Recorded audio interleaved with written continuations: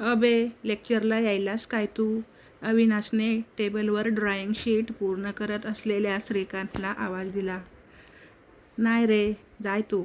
माझ्या मागं वेगळीच गणगण चालू लागून राहिली.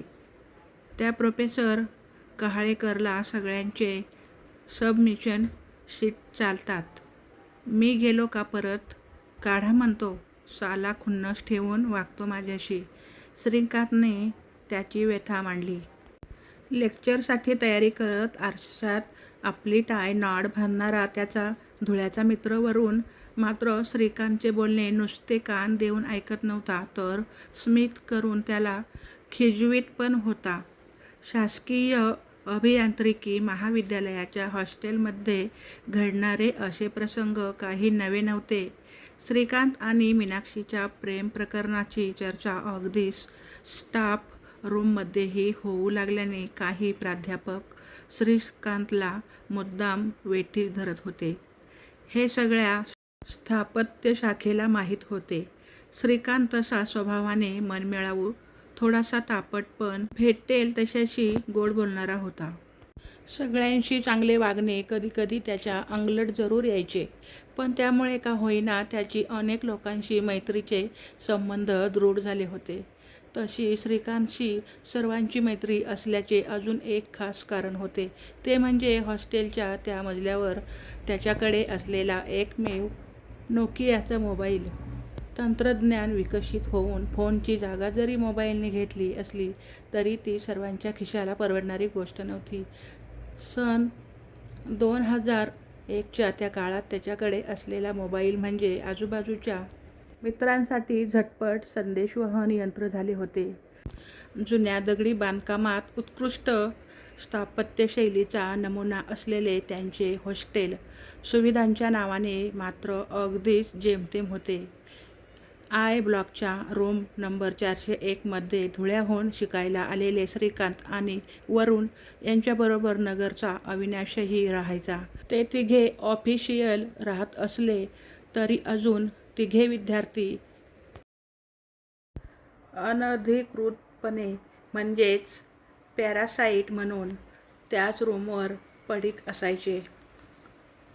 अधेमध्ये लोकल विद्यार्थी पण सबमिशन किंवा टाईमपास करायला तिथे जायचे. त्यामुळे रूम नंबर 401 कायमच गजबजलेली असायची. खरे तर जी काही बाहेरची मंडळी तिथे असायची ती प्रामुख्याने श्रीकांतच्या ओळखीने यायची. त्याचा स्वभाव मुळातच बडबडा आणि भेटेल त्याची विचारपूस करण्याची खोड असलेला. हॉस्टेल ते कॉलेज हे अंतर बाकी सर्व लोक चालत साधारण 10 मिनिटात कापत असत. श्रीकांत मात्र याला अपवाद होता. रस्त्यात भेटलेल्या विद्यार्थ्यांना हाय बाय, कसे चालले आहे, त्याचे काय झाले असे नाना प्रश्न विचारून तो महापालिकेच्या बसप्रमाणे गल्लीबोळाचे स्टॉप घेत कॉलेजला पोचायचा. अर्धा पाऊण तास घालवायचा. तसा हळव्या मनाचाच होता तो. कदाचित म्हणूनच मीनाक्षीचे आणि त्याचे प्रेमप्रकरण कॉलेजच्या पहिल्या वर्षातच जुळले असावे. दिवसभर लेक्चर, प्रॅक्टिकल. मीनाक्षीबरोबर सगळ्या पुण्यात हिंडायचा. कायम मित्रांच्या गराड्यात असायचा. तरी परीक्षेत फर्स्ट क्लास कसा आणायचा हे मात्र त्याच्याबरोबर राहणाऱ्या जवळच्या मित्रांनाही कळत नव्हते.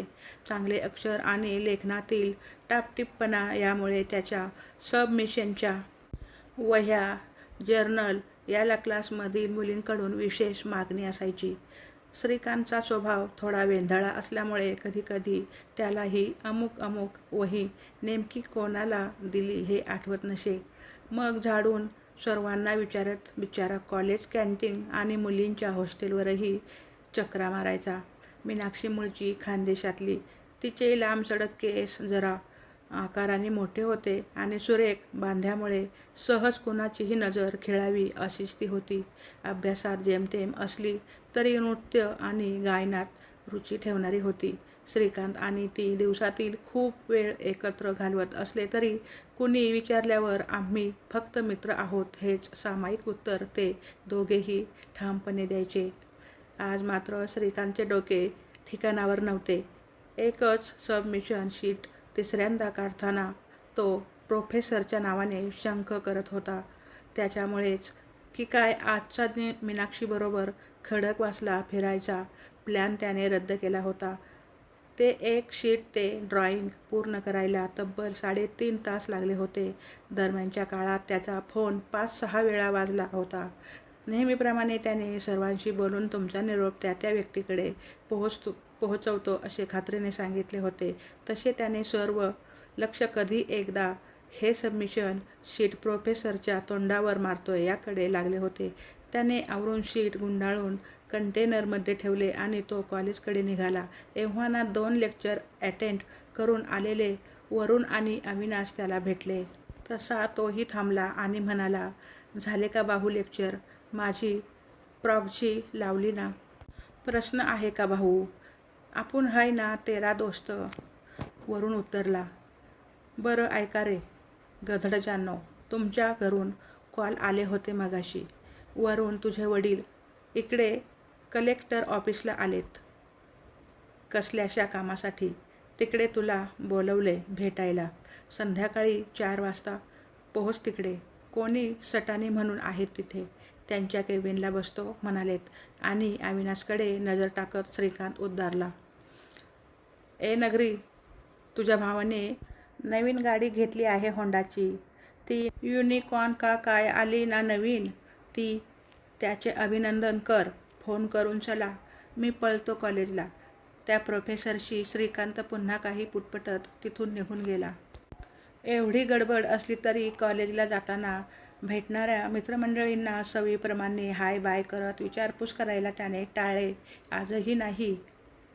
कॉलेजच्या गेटवरच कादंबरी भेटली. कादंबरी ही मीनाक्षीची खास मैत्रीण होती. त्यामुळेच ती अधेमध्ये श्रीकांतच्या संपर्कात असायची. सहसा प्रेम प्रकरणात निरोप पोचवणारी एखादी व्यक्ती असते ना, तशीच ती फारशी बोलकी नव्हती. सगळ्या जगाचा भार डोक्यावर आहे की काय असेच तिच्या चेहऱ्याकडे पाहिल्यावर वाटायचे. हॉस्टेलमध्ये श्रीकांतचे मित्र तिला जादू म्हणायचे, कारण तिचा चेहरा कोई मिल गया चित्रपटातील एलियनसारखा होता असे त्यांना वाटायचे. ती आपल्याच तंत्रीत हातात एक नोटिशीचा एक कागद घेऊन तिच्या शाखेकडे निघाली होती. थांब ग, बरं झालं इथेच भेटली, नाहीतर निरोप सांगायला तुझ्या हॉस्टेलवर यावे लागले असते. श्रीकांतने तिला थांबवले. कसला निरोप? हातात असलेली नोटीस वाचता वाचता कादंबरीने श्रीकांतकडे नजर टाकत विचारले. तुझ्या घरून फोन आला होता. उद्या तुझ्या ताईला बघायला पाहुणे येणार आहे घरी. बाकी नातेवाईक येणार आहेत. तुला यायला जमणार असेल तर ये म्हणाले आहेत. कादंबरीने उगाच विचार करणारा चेहरा करून बरं एवढेच म्हटले.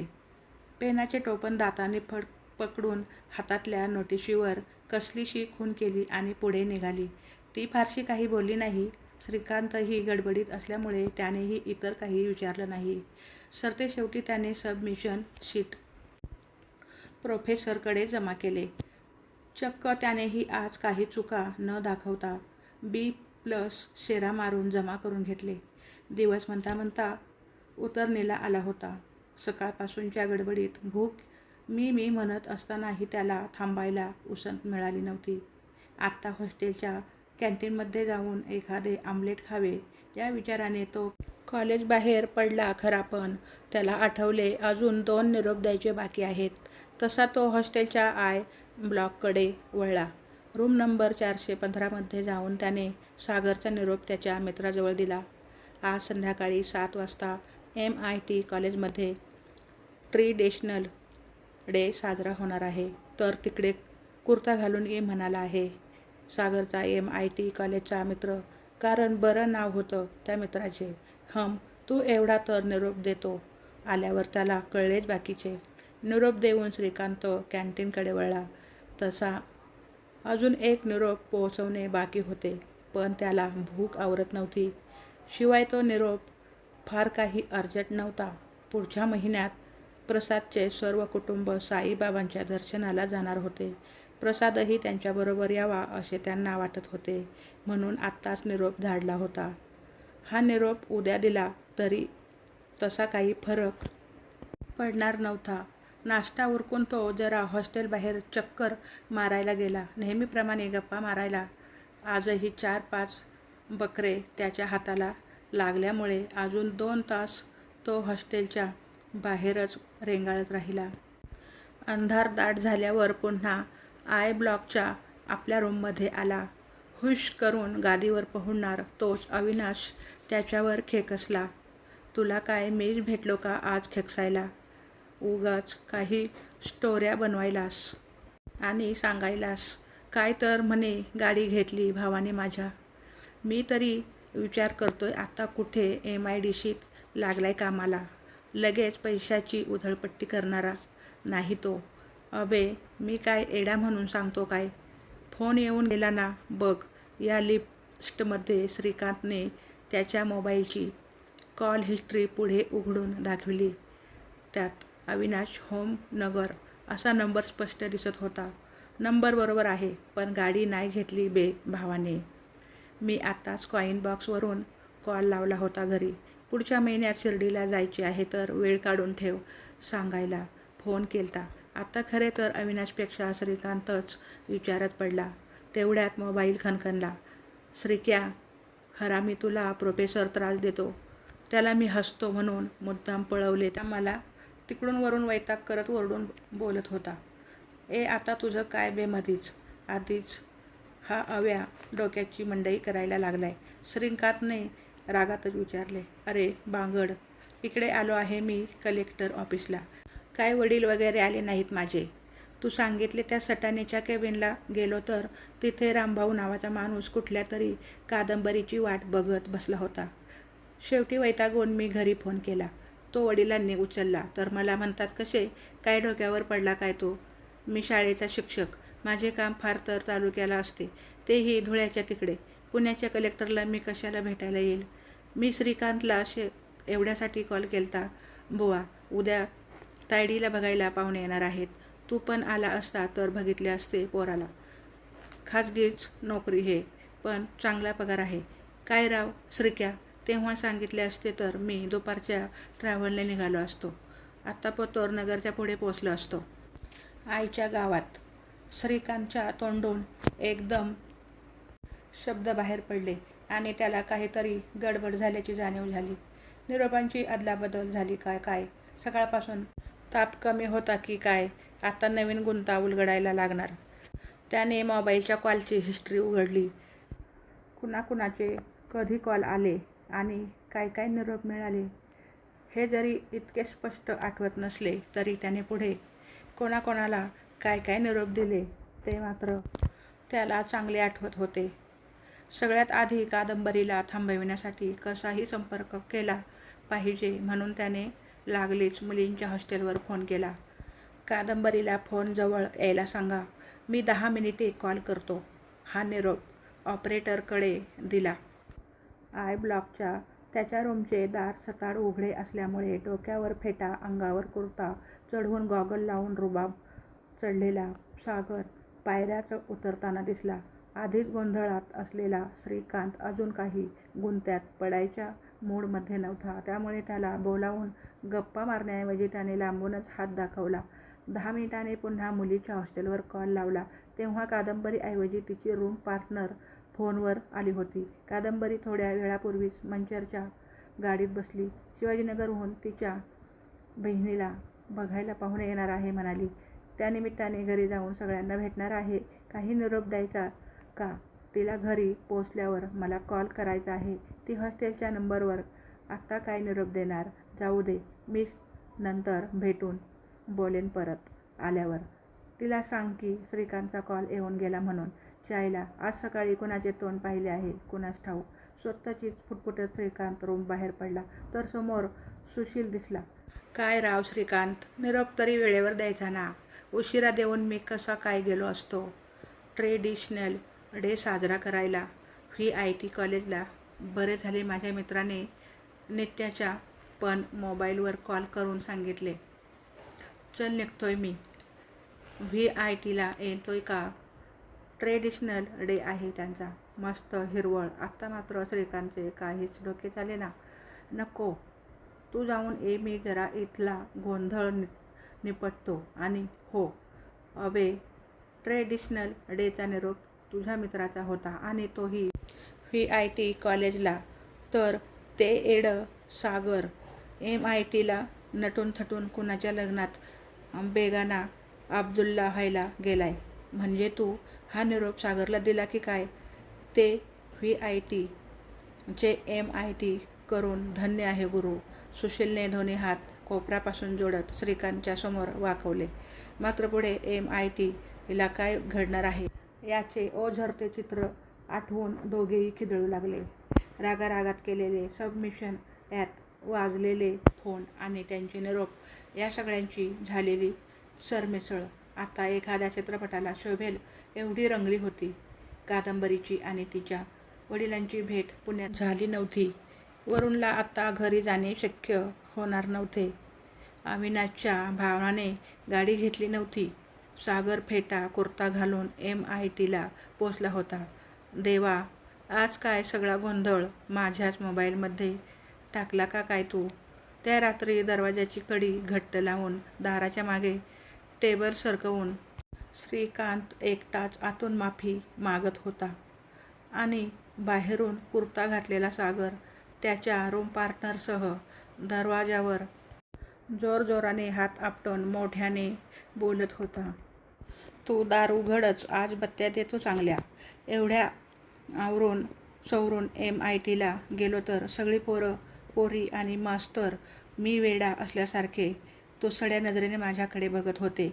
माझ्या तिथल्या मित्राकडे गेलो तर तो स्वतःच अजून गावावरून आलेला नव्हता. मग तुला हा निरोप कोणी दिला? हे कमी होते का काय म्हणून वरुण आणि अविनाश ही त्यांना जाऊन मिळाले. दे त्याला चांगल्या दोन ठेवून.